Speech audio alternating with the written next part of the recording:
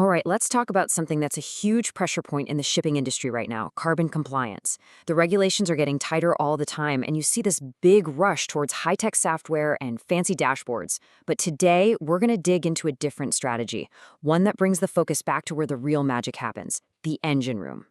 And that quote right there, it really hits the nail on the head. A ship's efficiency, its carbon intensity rating, those aren't just numbers you can tweak in a spreadsheet. They are the direct result of what's happening physically on the deck plates.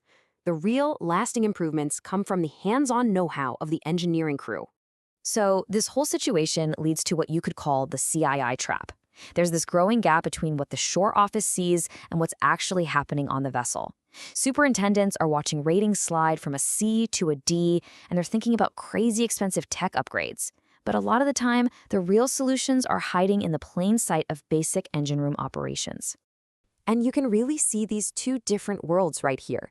The office view, it's all about high-level data, ratings, software. But on the deck plates, the reality is governed by the laws of physics. We're talking thermodynamics, how well the fuel is actually burning, and the physical condition of the machinery. At its very core, CII is just a measure of that mechanical efficiency. Okay, so if the answers aren't just in the software, where do we actually find these big efficiency wins?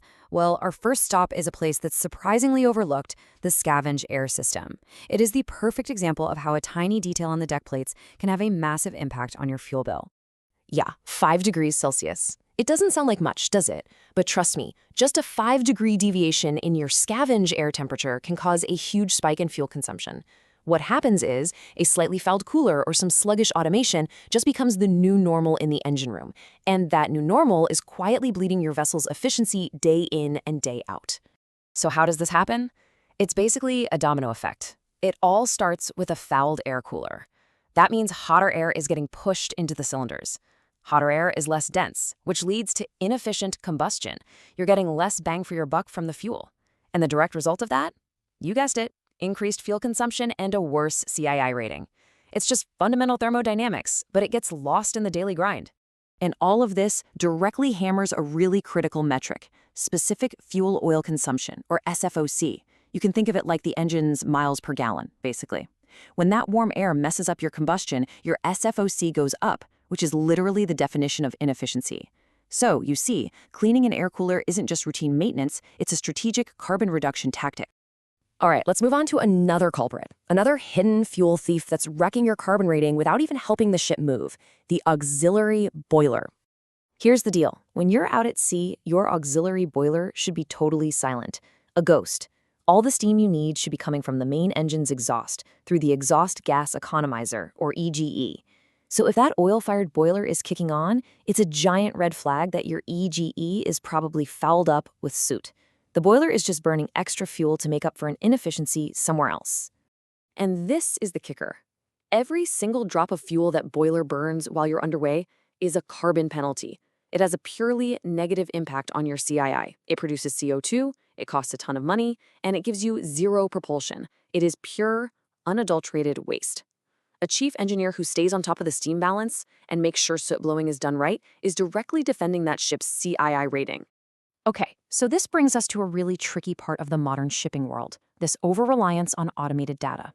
Now, don't get me wrong, dashboards and software are great tools, but they are only as good as the data being fed into them. And in the harsh reality of an engine room, that data can easily get compromised. You know, the problem itself is pretty straightforward, but the consequences are huge. Sensors get dirty, flow meters drift out of calibration. It happens all the time. And this can create a bizarre situation where a ship looks like an A-rated superstar on a dashboard ashore, but in reality, it's guzzling fuel. The lie is in the bad data that's feeding the whole system. And this is exactly where a seasoned engineer's experience is just priceless. For instance, the sensor might be reading a normal fuel flow, but the engineer sees the fuel rack is way higher than it should be, which means the engine is working harder. Or maybe the exhaust temp looks okay, but the turbocharger RPM is weirdly low.